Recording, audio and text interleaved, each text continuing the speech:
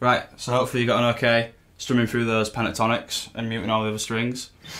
Now that you're hopefully comfortable with that, we can get on to showing you a nice, good example of how it works in a musical context.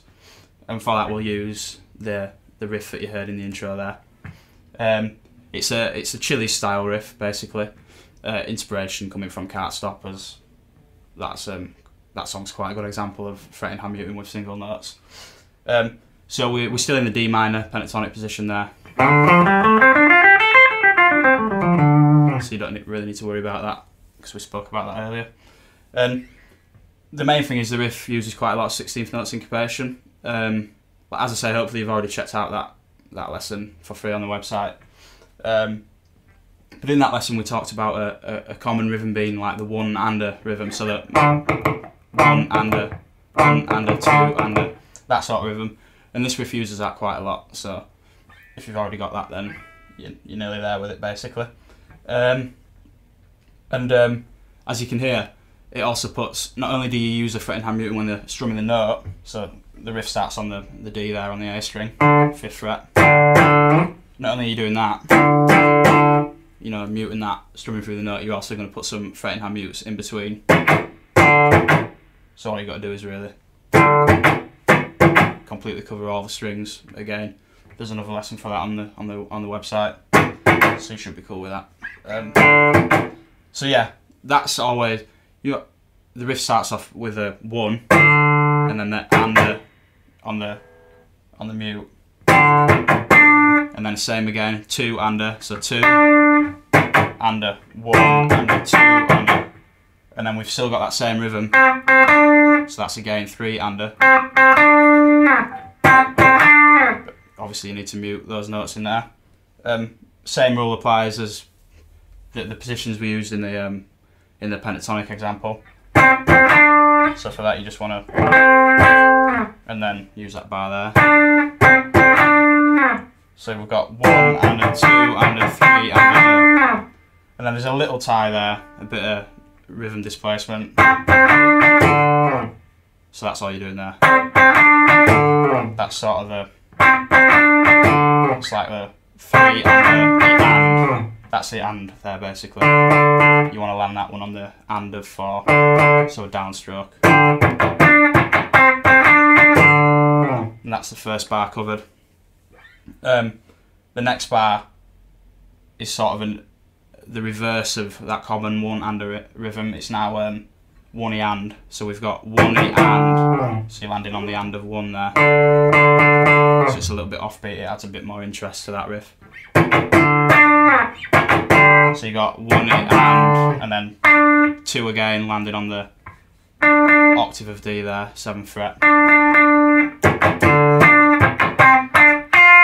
And then you've got 8th notes,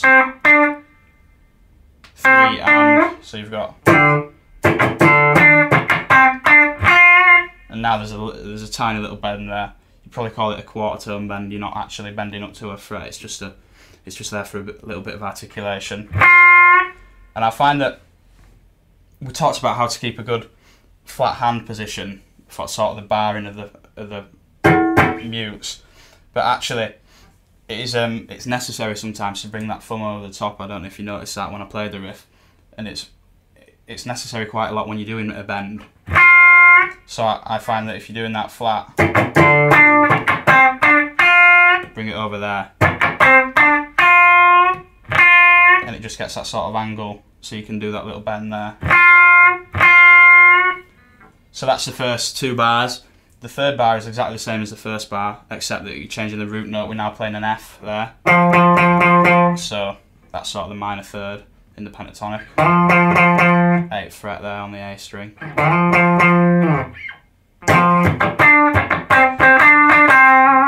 So that's that bar. Exactly the same rhythm as the first bar. And then finally we've got down to the E string at the 8th fret. It's a C there. Again, you've got a little bend there, but first of all you've got 8th notes, 1 and then you've got that 1e and there. Well, it's 3e and.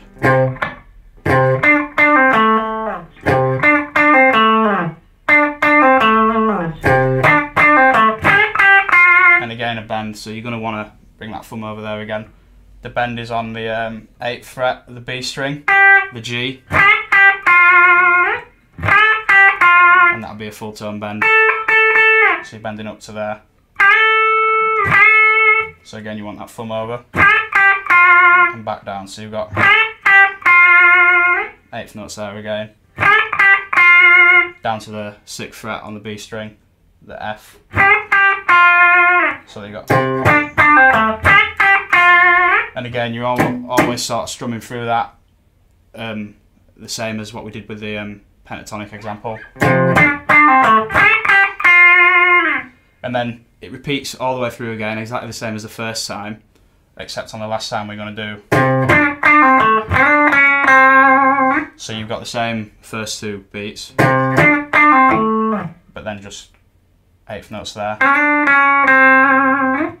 Starting on the 7th fret of the G string, the D, down a semitone, so that's an accidental there, and then the C on the G string, 5th fret, and then just end it with a nice big octave there. So I'll quickly play that through for you and show you how it fits together. So we've got 1, 2, 3, 4.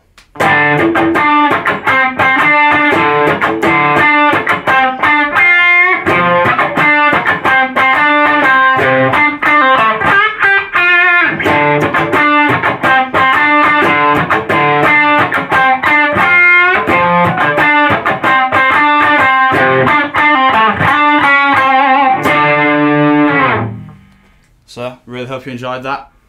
Have a play around yourself, just, you know, get a pentatonic scale there, add some mutes to it, bit of syncopation, all things you already know. You can get creative with it and make some good riffs up. Thank you.